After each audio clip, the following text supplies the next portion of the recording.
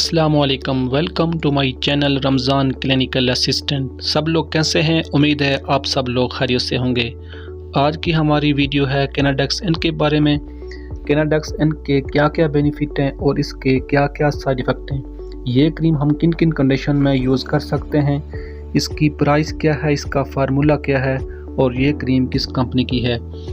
Video start करने से पहले आपसे रिक्वेस्ट है, अगर आप मेरे चैनल पर नए हैं तो मेरे चैनल को लाजमी सब्सक्राइब करें और साथ ही बेल आइकन को लाजमी प्रेस करें ताकि हर नए आने वाली वीडियो सबसे पहले आप तक पहुंच सके।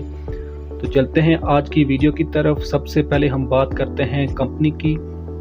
तो ये क्रीम ISIS फार्मास्यूटिकल कंपनी की है और इसकी प्राइस है 50 रुपीज़ और इसका फार्मूला है डेक्सामेथासोन प्लस न्यूमाइसिन।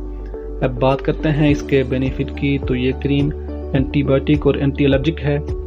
ये अगर आपके स्किन पर दाने हैं, ज़ख़म है, पीप है या ख़ारिश है, एलर्जी है, उसके लिए इस्तेमाल कर सकते हैं। या किसी चीज़ ने काट ली है, कीड़े मकोड़ों ने काटा है, उसके बाद ज़ख़म हो जाती है, आप उस पर ये लगा सकते हैं। और इसी तरह अगर आपके हाथ पाँव सूज जाते हैं सर्दी की वजह से तो उस पर भी आप ये अप्लाई कर सकते हैं।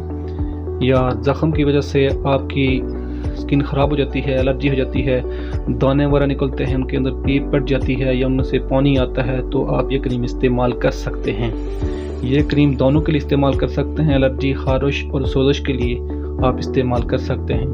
अब बात करते हैं इसके यूज़ की। तो आप सुबह शाम 2 टाइम इस्तेमाल कर सकते हैं या डॉक्टर की हिदायत के मुताबिक इस्तेमाल कर सकते हैं। और अब बात करते हैं इसके साइड इफ़ेक्ट की। तो इससे बाज़ लोगों की स्किन ख़राब हो सकती है, उसका कलर चेंज हो सकता है, या आप जिस जगह अप्लाई करते हैं वहाँ से बालों की ग्रोथ कम हो सकती है। बाकी सब लोग इसको इस्तेमाल कर सकते हैं। और अगर ये क्रीम इस्तेमाल करना चाहते हैं तो इस्तेमाल करने से पहले अपने डॉक्टर से लाजमी मशवरा करके इस्तेमाल करें, क्योंकि वीडियो सिर्फ आपकी मालूमात के लिए बनाई जाती है। यह आज की वीडियो मुकम्मल होती है। नेक्स्ट वीडियो तक आपसे जल्द चाहूँगा। अल्लाह ताला हम सब का हामी व नासिर हो। अस्सलामु अलैकुम, अल्लाह हाफिज़।